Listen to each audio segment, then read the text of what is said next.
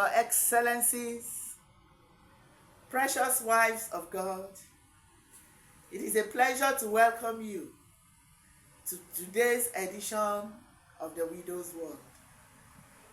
Remember, we have been talking about the rituals that widows are forced to go through because they have lost their husbands.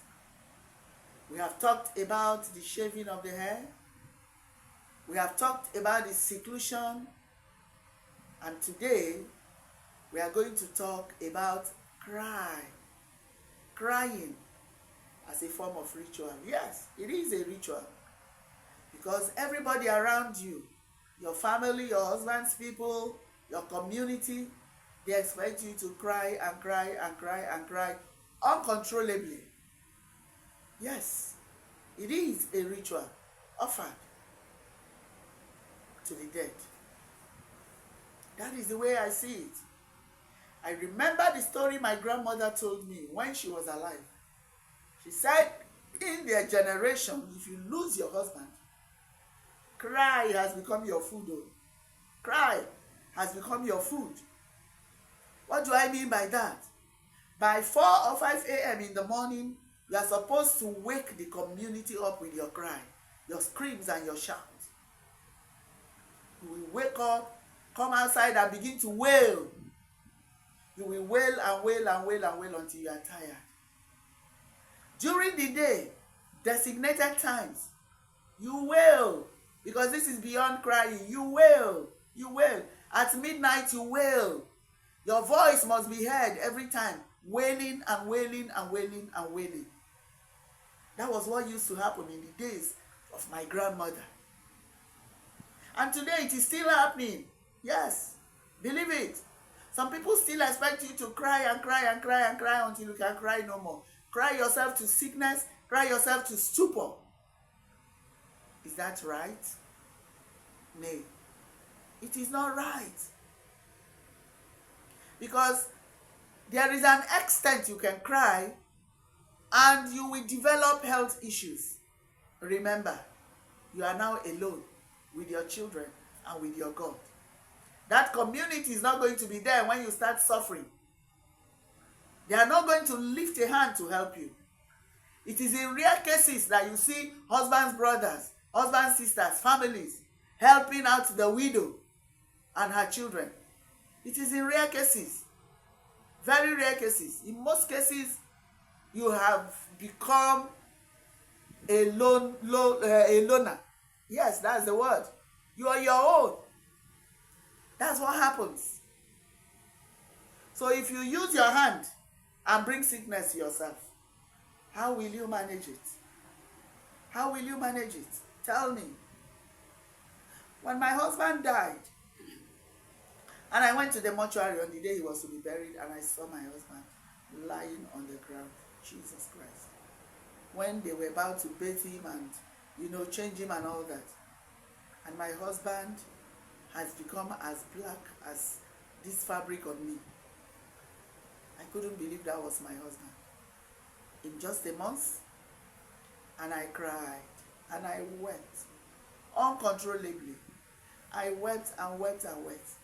People around me were trying to stop me, but I was unstoppable. My heart was broken. I cried until this terrible headache hit me. Oh boy, me alone advised myself to stop crying.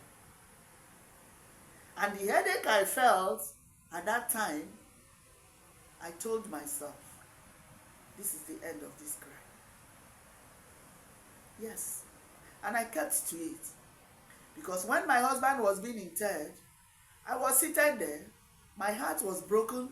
I was weeping inside of me.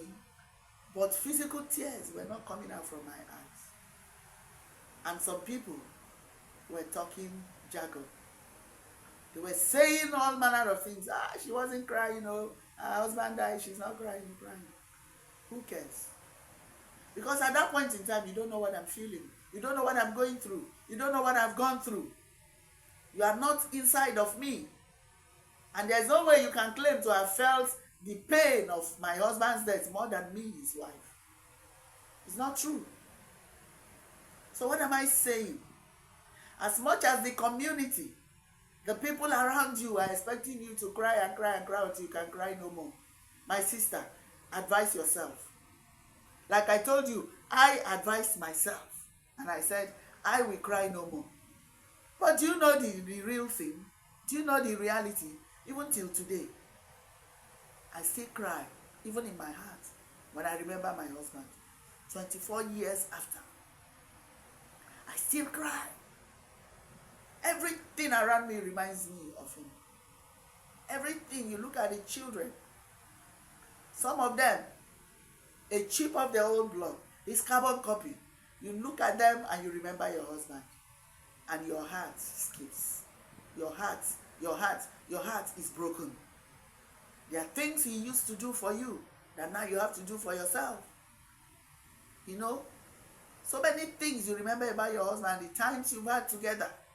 How can you just throw it away? And somebody will come and compel you to do things that you ought not to do. Your husband would that you carry on where he stopped. Carry on the name of his name. Carry on his legacies. My dear, please, I beg of you, don't let any man, any woman subject you to this unstoppable and uncontrollable cry. Because the one you are crying in your heart, no man understands it, except he that has been through it or he that understands. Yes, that is the truth. What am I saying in essence? Please, shine your eye. Because when you cry and cry, the ones that will use their hand to come and clean your eyes, you don't know what they have in their hands. They are coming to add to your problem the more. Yes. You are crying and crying. You will not open your eyes and see what is happening. Because at this time, the bad people around you are even more than the good people around you. That is the truth. They are coming to add to your pains. They seclude you. They loot what belongs to you and your husband. And you are there crying. I pity you. Sister, shine your eye. Shine your eye. Cry, but let it be minimal. Remember, you are alone with your children and your God. Remember, there is so much before you. But like I said, with God, all things are possible. This is the time for you to hold on to him. He is the husband of the widow. Yes, this is the time for you to acknowledge his lordship over your life, to hold on to him. He will marry you even better than your husband did. Yes. Yes. I am a witness. Jesus will marry you more than your husband did. And you will look back and you will say, thank God I held on to him. Remember, there is always a light at the end of the tunnel. Be strong, my sister. Be strong. Remember, share, like, comment, and subscribe to this channel. We will come back again with another edition. God bless you. Bye.